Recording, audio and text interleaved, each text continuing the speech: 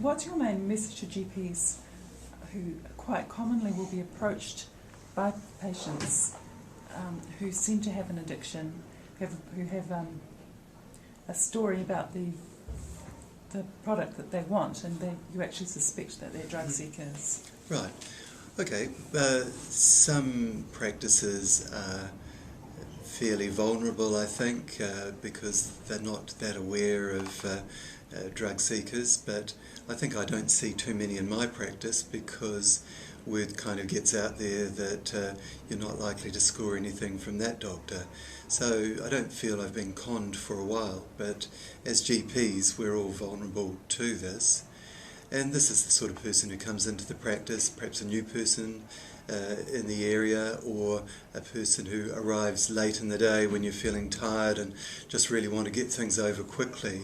Those are sort of classic scenarios.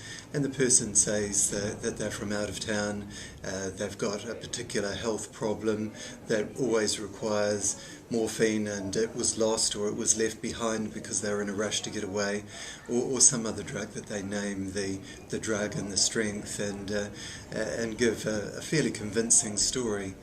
But one stops and thinks and asks the person a few more questions and tries to work out whether we're dealing with something genuine.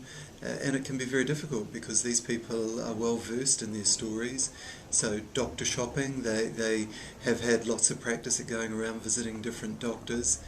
And if we feel it's that kind of a person, then I know I've got a sign up in my waiting room that says that I will advise local doctors and pharmacies and let them know that I've been approached by someone that I think's a drug seeker. And I'll try and talk to the person about, it sounds more like there's an addiction and you should probably be seen by CADS, the Community Alcohol and Drug Services, rather than a GP. That message might not be well received. Oh, no. These people do get frustrated and sometimes will become confrontational, and there are reports of people kind of standing over the doctor and demanding medication and refusing to leave until they get what they want. But we're encouraged to prescribe, say, a minimum 3-day prescription if we feel that we're not safe, to call the police, to ask the person to leave, and to try and take control of the situation, but being mindful of the doctor's own safety and that of their staff. And typically, in the end, the person will storm out with no indication that they're going to pay. So, it's sort of a frustrating time. A whole consult or even longer spent trying to negotiate something that was never going to be successful. We do have to keep working away at that and suggesting to the person, well, you might have a medical problem, that pain might be genuine, I'm just not quite convinced, and this is not the way we operate. You would need to bring your old notes from your doctor or something that really backs up your story, and in the absence of that, I suspect you've got a drug problem. But I'm here to help. If you'd like some help, I can give you some advice about that. And I think in that situation, the person's not likely to take up your offer of help and will probably just try and move on to the next doctor. Actually, we should be looking within our own practice that there's plenty of addiction to be found right in front of us.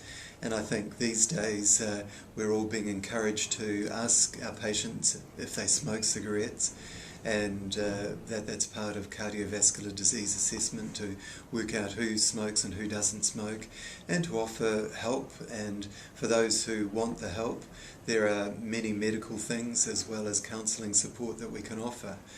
So start by asking about smoking, and then it's important, I think, to carry on and ask about alcohol, because it's known that about 1 in 6 of our adult patients are drinking at a risky or harmful level, and we won't know that unless we ask how much people are drinking. So I've got a alcohol use single screening question that I've developed just to try and make things quick and fast, and this is, I just ask people in the average 7-day week, how many drinks do you have? and often people can answer quickly, or they might stop and think, but it's just a simple question that condenses the first 3 questions of the audit questionnaire and gives me a quick idea of someone's drinking, whether it's safe or... You've mentioned the importance of being non-judgmental in your conversation with the patient. So how would that play out actually?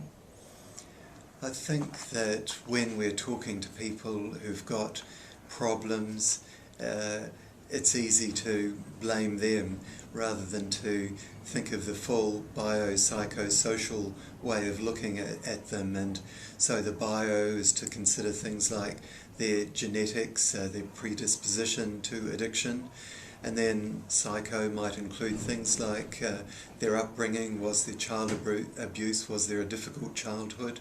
And social might relate to that family upbringing, but it relates to things like stresses in their life, how things are going at home and at work, and whether they've started using things like alcohol or other drugs to help cope with their situations. So using a model like that just helps us to be kind of clear and non-judgmental about it, and to try and treat addicts as we'd treat other patients. The risk is that sometimes it's hard to get a good, clear story. The person might be hungover, or they might be partly intoxicated, and there might be mental health issues, there might be cognitive issues, which make it hard to really get to the bottom of the story in the standard 15-minute consult time. So rather than getting frustrated with them, I think it's important just to be patient and try and treat them like we would any other patient. Your feeling after many years in practice is that more people succeed in getting off a substance than fail. So you're quite positive about the value of your work. The phrase I use is shift happens, and shift in the addiction to living a healthier lifestyle is certainly a possibility for everyone.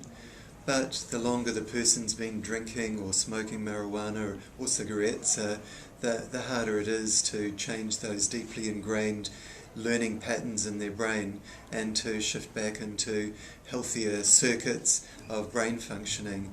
So the success rate actually isn't that great, but the opportunity is always there. As GPs, we see these people over and over, and if there are physical health problems that we're dealing with, I think it's really important to talk about their smoking over and over again, and not to be afraid that we're boring or frustrating, because in the long run it really can start to make a difference.